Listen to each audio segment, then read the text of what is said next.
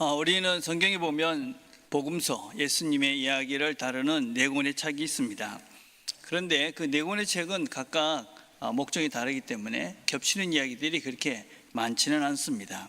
근데 오늘 우리가 같이 살펴볼 이 베드로가 예수님을 세 번이나 부인한 사건은 네 복음서에서 아주 상세하게 자세히 기록이 되어져 있습니다. 왜 예수님께서 이렇게 부활 승천 후에 초대교회에서 가장 중요한 지도자였던 베드로의 이 부끄러운 실패의 이야기를 왜 이렇게 성경은 자세히 이렇게 기록하고 있을까요? 그리고 우리는 어떻게 이 기록이 이렇게 구체적으로 기록된 것들을 알 수 있었을까요? 일반적으로 우리가 이 마가복음을 성경의 사복음서 중에 제일 먼저 기록된 것으로 여겨집니다. 4세기 교회사가였던 유세비우스가 기록한 그런 초대 교회사라는 것이 있습니다. 그 책에 보면 초기 기독교 감독이었던 파피어스라는 사람이 이렇게 증언을 하고 있습니다. 마가는 베드로의 통역사가 되어 그가 기억하는 대로 주님께서 말씀하시고 행하신 일들을 정확하게 기록했다. 그러니까 마가복음을 이 베드로의 기억을 근거로 해서 기록했다, 그 말입니다. 당시에 베드로는 초대교회 지도자로서 예수님의 수제자로서 전 세계를 다니면서 예수님의 이야기를 전파했습니다. 근데 베드로는 사실은 그 유대 지역에 사는 갈릴리에 사는 어부였고, 그래서 그 당시에 그 유대인들이 사용했던 아람어라는 언어를 사용했습니다. 그렇지만 그 당시에 모든 대부분의 이런 그 로마 제국하에 있었던 나라들에서는 헬라어를 사용했습니다. 그래서 이 유대를 벗어난 지역에 갈 때에는 통역을 해야 될 사람이 필요했습니다. 그런데 이 마가는 유대인이었지만 아람어와 헬라어가 아주 능통했던 그런 사람이었습니다. 그래서 이 마가를 베드로가 복음을 전파하는 데 데리고 다니면서 통역을 하게 했고, 그렇게 다니면서 베드로는 자신이 경험했던 예수님의 이야기를 자세히 이야기를 해줬고, 그 얘기를 근거로 해서 마가는 마가복음을 기록했다라고 볼 수가 있습니다. 특별히 이 베드로는 마가를 뭐라고 부르냐면 베드로전서 5장 13절에 보면 내 아들이다 라고 이렇게 부르고 있습니다. 특별한 관계에 있었다라는 것을 알 수가 있죠. 그런데 왜 베드로는 이렇게 부끄러운 자신의 실패담을 이렇게 자세하게 마가에게 얘기했고, 그리고 많은 사람들에게 이야기를 해서 자기의 이 부끄러운 모습을 왜 이렇게 이야기를 했을까요? 성경에 아주 중요한 주제 중에 하나는 죄인이며 연약한 존재인 사람과 그런 사람들을 끝까지 사랑하셔서 결국은 영광스러운 존재로 만들어 가시는 하나님의 열정적인 사랑의 이야기가 바로 성경의 이야기고 하나님의 사랑의 이야기입니다. 우리 사람들은 늘 넘어집니다. 쓰러지죠. 또 우리는 낭망하고 좌절합니다. 그러나 하나님은 그 사람들을 끝까지 용서하시고 회복시키시고 새로운 기회를 주시는 하나님의 이야기가 바로 성경의 이야기입니다. 베드로가 복음을 전하러 다닐 때는 교회가 극심한 박해를 받던 시기였습니다. 많은 성도들이 이런 박해 때문에 예수님을 부인하고 배교하는 그런 시기였습니다. 베드로전서 4장 12절과 13절을 보면 사랑하는 자들아 너희를 연단하려고 오는 불시험을 이상한 일로 당하는 것 같이 이상히 여기지 말고 오히려 너희가 그리스도의 고난에 참여하는 것으로 즐거워하라.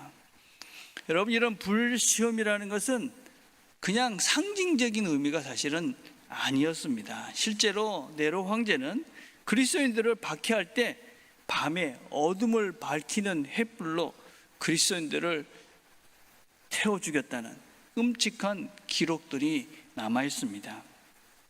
계시록에 보면 많은 사람들이 주님, 우리가 이렇게 죽게 됐는데 왜 돌아보지 않습니까? 하는 그런 고백들을 많이 담고 있습니다. 이런 극심한 환난과 고난과 박해 속에 많은 성도들은 신앙을 포기했습니다. 두려움 속에서 절망했습니다. 그런데 이런 믿음의 실패와 절망 가운데 빠져있던 성도들에게 베드로가 전하는 메시지는 분명했습니다. 나도 예수님을 3번이나 부인했던 실패자였다. 나도 실패자였다.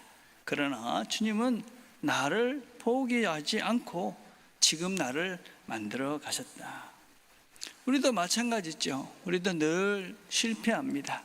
그렇죠? 오늘도 우리가 기도하시면서 오늘도 우리가 하나님의 사랑에 그 응답하지 못한 우리의 부끄러운 모습으로 우리가 하나님 앞에 나온 것이죠. 그러나 주님은 포기하지 않는다. 마틴 루터라는 사람은 십자가 신학은 가장 비참한 실패의 자리, 즉 고난과 약함, 그리고 십자가의 어리석음 속에서 역설적으로 일하시는 하나님을 발견한다. 하나님은 우리의 성공과 잘남, 우리의 능력을 통해서 일하시는 것이 아니라 우리의 실패와 약함과 넘어짐을 통해서 역사하시는 분이다. 그런 말씀입니다. 어떻게 베드로는 그런 실패의 자리에서 영광스러운 사람으로 변화될 수 있었을까요? 먼저 베드로가 왜 실패할 수밖에 없었는지를 먼저 살펴봅시다. 베드로는 참 용감한 사람이었습니다. 많은 사람들이 예수님을 잡으러 왔을 때 칼을 들고 그 대제사장 말고의 귀를 잘라버릴 정도로 용기가 있었습니다. 그리고 예수님께서 너희들이 나를 다 버리고 도망할 것이다, 그렇게 예언했을 때도 베드로는 자신만만했습니다. 마태복음에 보면 모두 주를 버릴지라도 나는 결코 버리지 않겠나이다. 모든 사람, 여기 있는 다른 제자들이 나를 다 부인하고 그렇게 도망해도 나는 그런 일이 없습니다. 예수님께서 말씀하십니다. 내가 진실로 내게 이르노니 오늘 밤 닭 울기 전에 내가 3번 나를 부인하리라. 예수님이 이렇게 말했는데도 베드로가 뭐라고 그러냐? 내가 주와 함께 죽을지언정 주를 부인하지 않겠습니다. 내가 죽으면 죽었지 내가 예수님을 부인하는 그런 일들은 절대로 일어나지 않을 것입니다. 로안 윌리엄스라는 영국의 캔터베리 대주교였던 분은 이런 베드로의 열심을 뭐라고 표현하고 있냐면 자기 열심에 투사된 사랑이다, 그렇게 표현하고 있습니다. 내 힘, 내 능력, 내 의지, 나의 승리욕에 투사된 자기 중심적 열심이다. 여러분, 이런 내 능력과 내 힘과 내가 할 수 있다라는 그런 자만심은 오래가지 못합니다. 우리의 이런 내심으로 뭔가 하나님의 일을 하고 이 땅을 살아가겠다는 나의 굳은 의지는 오래가지 못합니다. 시험과 유혹 앞에 쉽게 넘어질 수밖에 없습니다. 죽을지언정 내가 죽으면 죽었지 예수님을 부인하지 않겠습니다, 그렇게 다짐했던 베드로는 불과 서너 시간 후에 하루도 아니고 서너 시간 후에 예수님을 모른다고 3번이나 부인하는 그런 실패자가 되고 맙니다. 사람은 참 위대한 존재입니다. 그렇죠? 하나님의 형상으로 지음받은, 그리고 창조 세계를 다스릴 수 있는 능력을 갖고 있습니다. 우리는 지금 살아가는 현실을 보면 얼마나 지금 이 사람이 이루는 업적이 대단한지를 알 수 있습니다. 달나라를 가고 화성을 가고 우리가 누리고 있는 이 수많은 이 화려한 이 모든 것들을 보면 참 사람은 참 대단하다.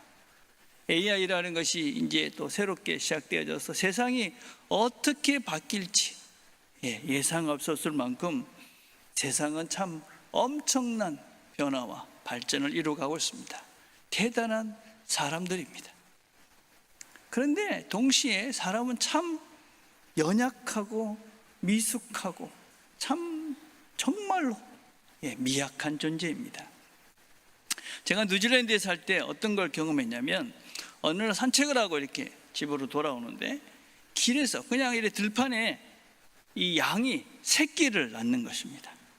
풀밭에 이렇게 서서 새끼를 낳는데 그냥 밑에서 그냥 쭉 나오는 거예요. 그러더니 이 새끼가 나왔는데 이 어미가 몇 번 이렇게 핥아주니까 벌떡 서가지고 걸어다니는 겁니다. 얼마나 놀랐는지 모릅니다. 야, 그냥 새끼가 쑥 나와가지고 그냥 지가 혼자서 걸어다니더라니까요. 예.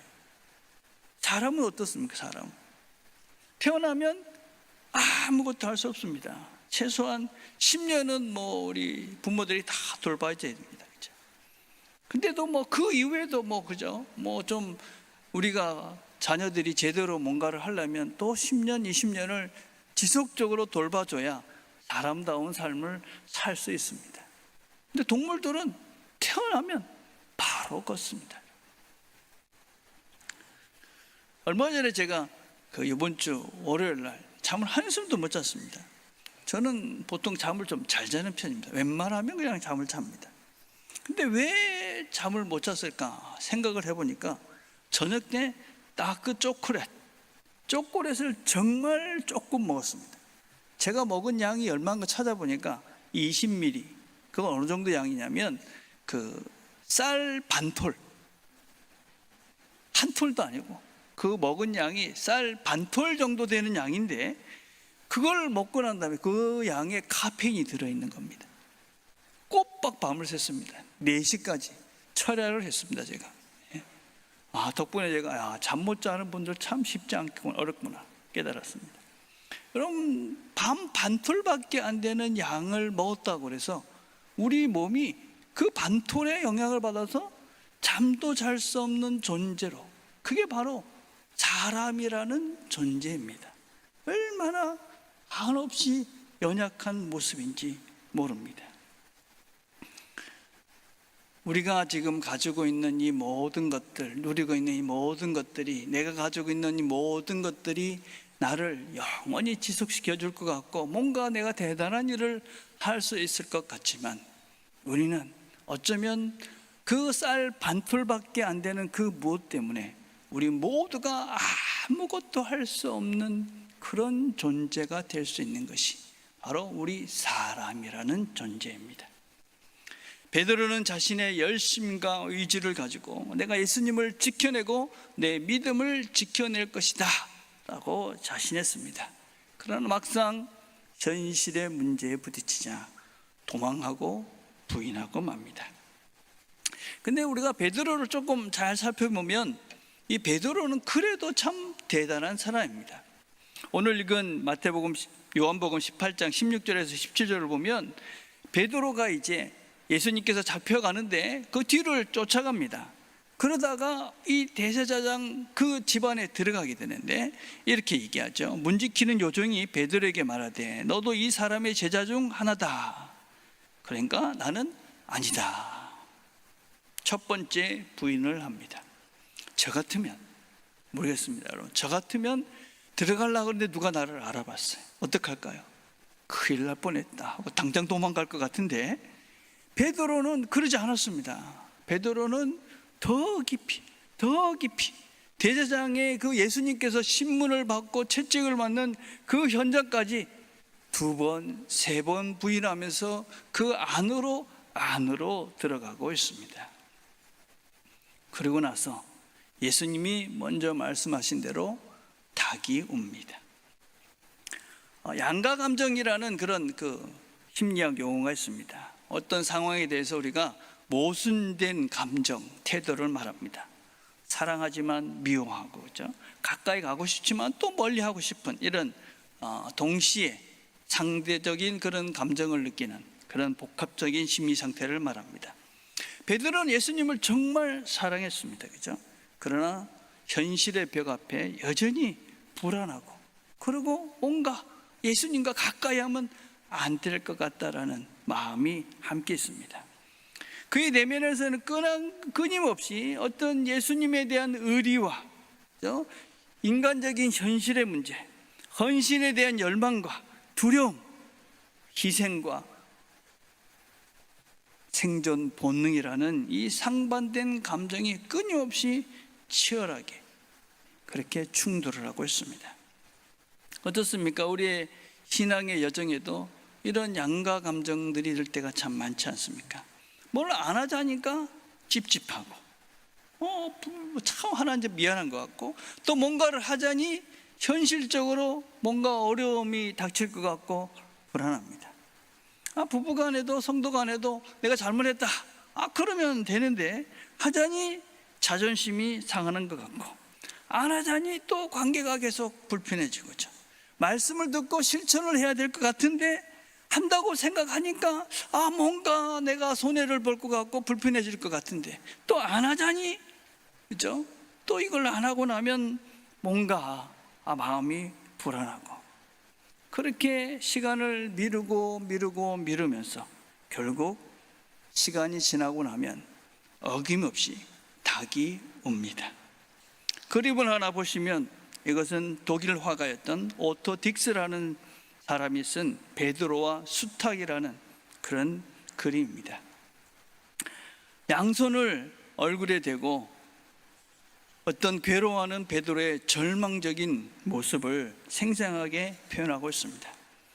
그에 반해서 수탉은 베드로를 둔엄하게 꾸짖듯이 목청을 높여서 울고 있습니다.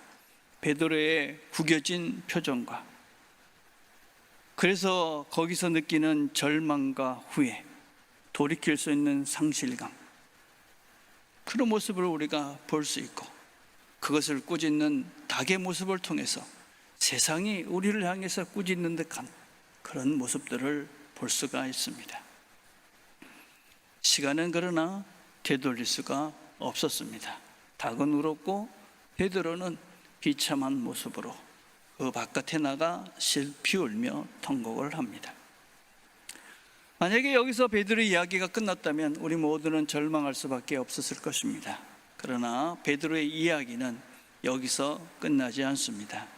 절망한 실패로 이야기가 끝나지 않고 새로운 소망의 이야기로 이 이야기는 진행되어져 갑니다. 이 이야기는 사도행전 2장으로 가면 예수님을 이렇게 처절하게 부인하고 난 50일, 2달이 되지 않아서 베드로가 어떻게 변했는지를 우리에게 보여주고 있습니다. 베드로가 열한 사도와 함께 서서 소리를 높여 이르되 유대인들과 예루살렘에 사는 모든 사람들아, 이 일을 너희로 알게 할 것이니 내 말에 귀를 기울이라. 그런즉 이스라엘 온 집은 확실히 알지니 너희가 십자가에 못 박은 이 예수를 하나님의 주와 그리스도가 되게 하셨느니라. 놀랍게도 베드로는 그렇게 예수님을 3번이나 종에게, 정말 힘이 없어 보이는 그 종에게 부인하고 저주했던 그 베드로가 수천 명이 모여있는 그 앞에서 당당하게 예수는 하나님이시고 주이시며 그리스도다라고 담대하게 베드로가 이 예수님을 증언하고 있습니다. 여러분, 베드로의 이런 여정들을 살펴보면 베드로는 예수님을 이전에 알고 있었던 사람입니다. 처음으로 예수님은 주는 그리스도시요 살아계신 하나님의 아들입니다 라고 고백했던 사람이 바로 베드로입니다. 이 베드로에 대해서 예수님이 이렇게 말합니다. 마태복음 16장 17절 보면 예수께서 대답하여 이르시되 바요나 시몬아 내가 복이 있도다. 이를 내게 알게 한 이는 혈육이 아니요 하늘에 계신 내 아버지시니라. 베드로가 이런 고백을 할 수 있었던 것은 그냥 자기 생각이 아니라 그 생각은, 그 고백은 하나님께로부터 온 것이다. 우리는 성경에 주가 아니면, 성령이 아니면 예수를 주라 고백할 수 없다라고 선언하고 있습니다. 그는 이미 그 안에 성령께서 역사하셨고 그는 예수님을 주라고, 그리스도다라고 고백할 수 있었습니다. 그러나 그는 온전하지 못했습니다.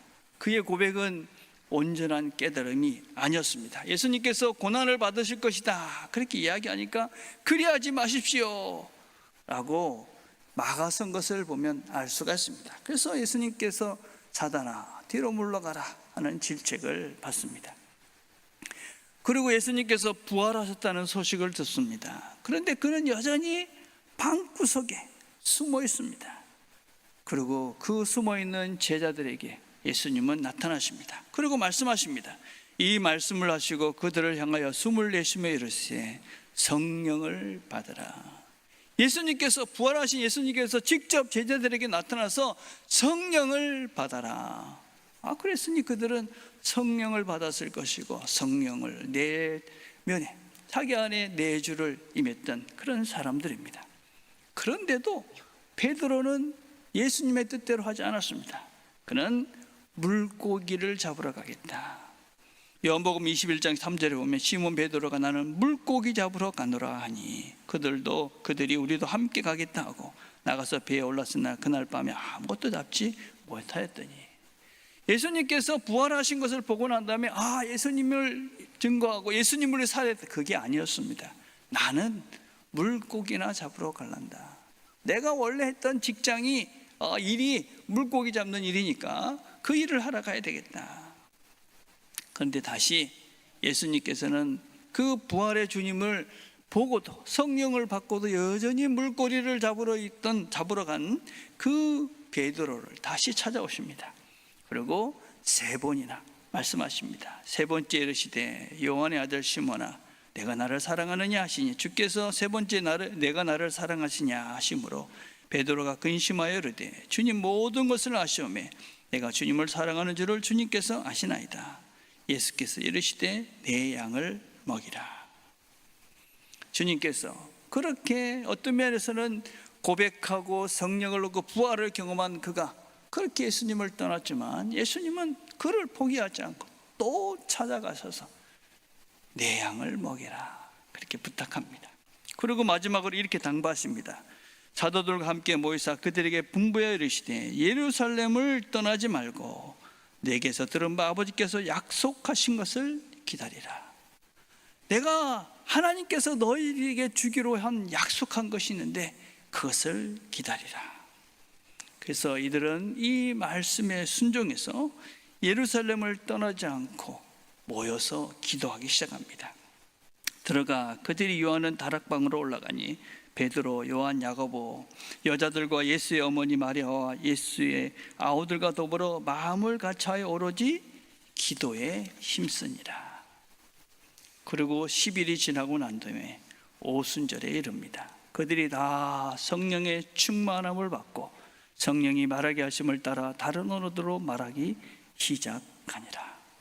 그렇게 베드로는 그렇게 개바가 되어져서 믿음의 사람이 되어져서 성령이 충만해져서 모든 사람들에게 복음을 전하는 담대한 능력의 사람이 되어진 것입니다. 여러분, 베드로의 상황은 바뀐 것이 하나도 없습니다. 바퀴가 멈췄느냐? 그렇지 않았습니다. 더 바퀴는 심해졌습니다. 베드로가 특별한 능력 뭐가 있었냐? 그렇지 않았습니다. 그에게 바뀐 것은 딱 하나밖에 없었습니다. 성령이 충만해진 것입니다. 성령이 우리 안에 성령이 충만해지면 달라진다 하는 것입니다. 성령이 충만하니까 예수님께서 너는 개바가 될 것이다, 반석이 될 것이다, 믿음의 기초, 교회의 기초, 반석이 될 것이라는 그 말씀처럼 베드로는 믿음의 반석이 되어집니다.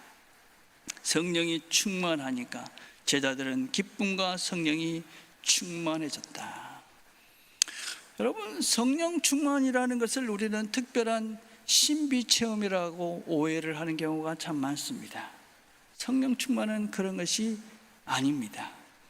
내 힘으로 살려고 받은 거래다가 하나님의 뜻이 아닌 내 뜻대로 살려고 애쓰다가 실패하고 낭망한 자들이 이 내 힘으로는 안 되는구나, 내 힘으로는 내가 내 신앙을 지킬 수가 없겠구나, 그걸 깨닫고 하나님의 도우심을 간구하고 하나님을 의지하고 하나님 앞에 나와 하나님께 간구하고 성령의 충만함을 간구하는, 하나님의 힘으로 살 수밖에 없는 나임을 깨닫고 하나님께 간구하는 자들에게 주어지는 하나님의 은혜의 선물입니다. 제자들은 다 도망갔던 사람입니다. 베드로도 도망하고 낙심하고 낭망했던 사람입니다. 내 힘으로 뭔가 하려고 할 때는 아무것도 할 수가 없었습니다. 모든 것들을 내려놓고 예수님의 말씀을 따라 예루살렘을 떠나지 말고 너희들을 잡아 죽일지도 모르는 그 공포의 자리인 예루살렘, 거기를 떠나지 말고 거기서 성령을 기다리라. 그 말씀을 의지해서 기도하니 성령의 충만함을 받았고 그들은 새로운 인생을 살았습니다. 주님께서는 우리에게 이렇게 말씀하십니다. 너희가 악할지라도 좋은 것을 자식에게 줄 줄 알거든 하물며 너희 하늘 아버지께서 구하는 자에게 성령을 주시지 않겠느냐. 술 취하지 말라. 이는 방탕한 것이니 오직 성령으로 충만함을 받으라. 그럼 무엇을 위해서 간절히 기도하십니까? 여러분 요새 무엇을 위해서 간절히 기도하십니까? 무엇을 위해서 간절히 기도하십니까? 여러분 다른 모든 것들은 일시적인 것이고 그것이 채워진다고 해서 그것이 해결되어진 데서 우리 인생의 문제가 해결되는 것은 아닙니다. 성령의 충만함을 간구하시기를 바랍니다. 실패는 끝이 아니고 새로운 시작의 기회입니다. 여러분 아무리 큰 실패를 했다. 그럼 그 실패를 통해 어떻게 해야 되느냐? 나는 실패할 수밖에 없구나. 그러나 우리는 그것보다 더 큰 하나님의 사랑을 의지해서 성령님을 간구하는 것입니다. 성령 충만을 간구하는 것입니다. 토마스 무어라는 신학자이며 영성가는 하나님 나라에 대해서 다음과 같은 이야기를 소개했습니다. 왕국은 곡식으로 가득 찬 자루를 들고 가는 한 여인과 같다. 여인이 먼 길을 걷는 동안 그만 자루에 구멍이 생겼다. 곡식이 줄줄 세워 길에 쏟아졌으나 여인은 전혀 눈치채지 못했다. 집에 도착해 자루를 내려놓고 나서야 비로소 비었다는 사실을 알아차렸다. 여러분 우리는 하나님 나라를 어떻게 간다고 착각하고 하나님 나라에 대한 그림들을 어떻게 여러분 그리고 계십니까? 힘과 권력과 뭔가 이렇게 화려한, 그렇죠? 그러나 하나님 나라 어떤 나라냐? 오랜 여정을 거치면서 천천히 비어지는 구멍난 자루를 들고 들어가는 나라가, 모든 것들이 비어지고 난 다음에 들어가는 나라가 바로 하나님의 나라다. 하나님의 나라, 천국에 뭔가 열매가 가득하고 뭔가 풍성하게 넘치고 고결한 사람들이 가득할 것 같은데 그 나라는 구멍난 자루를 들고 가는 여인이다. 그리고 그 모든 것들이 비어질 그 순간 천국의 문이 열린다. 우리 인생을 가만히 돌아보면 사실은 우리의 모든 삶은 모든 것들을 잃어가는 여정입니다. 시간이 지날수록 우리의 젊음을 잃어갑니다. 우리의 건강도 잃어가는 것입니다. 우리의 능력도 재능도 잃어갑니다. 심지어는 사랑하는 이들도 우리는 잃어갑니다. 그런 모든 것들이 다 비어지고 나면 우리가 하나님 나라에 들어가게 됩니다. 그런데 이 여인은 집에 다 와서야 내가 다 비워져 버렸구나. 그때 깨닫게 됩니다. 우리는 지금 여기서 우리에게 비어져 가는 것이 무엇인지를 보실 수 있어야만 합니다. 그리고 그 비어져 가는 그 자리에 하나님으로 채워 가셔야만 합니다. 우리는 시간이 지날수록 우리는 더 많이 비워져 갈 것입니다. 아니, 비우셔야만 합니다. 그리고 그 비우신 그 자리가 있어야 하나님께서 우리 안에 머무실 수가 있습니다. 다 비워졌는데도, 이미 다 아무것도 없는데도 우리는 여전히 그 무거운 짐을 지고 가면서, 아무것도 없는 그 짐을 지고 가면서 거기에 무엇인가 가득 채워졌다고 착각하며 무겁게 우리의 걸음을 걸어갑니다. 우리의 욕심과 이기심과 탐욕과 열등감과 우리 자녀와 손자와 이 모든 것들을 사실은 이미 다 내려놓고 다 세워져 버렸는데도 여전히 그것이 내가 지고 가야 되는, 내가 지고 갈 수 있다라는 착각 속에서 우리는 다 비우지 못하고 그것을 지고 힘들게 오늘을 걸어갑니다. 비워놓고 내려놓고 그리고 그 자리에 하나님으로 채워가시기를 바랍니다. 우리가 그것들을 비워내야지만이 성령께서 우리 안에 역사하시고 우리 안에 성령이 충만해지는 것이고 우리가 영원한 나라를 이 땅에서 누리고 우리의 상황이 하나도 보이지 않아도 하나님께서 주시는 충만함과 평화와 기쁨을 누리며 이 땅의 삶들을 살아갈 수가 있습니다. 날마다 비워져 가고 있는 우리의 인생들을 돌아보시면서 다 비워가시고 그 자리에 우리 하나님의 영이신 성령으로 충만해져 가는 저와 여러분 되시기를 주님의 이름으로 축복을 드립니다.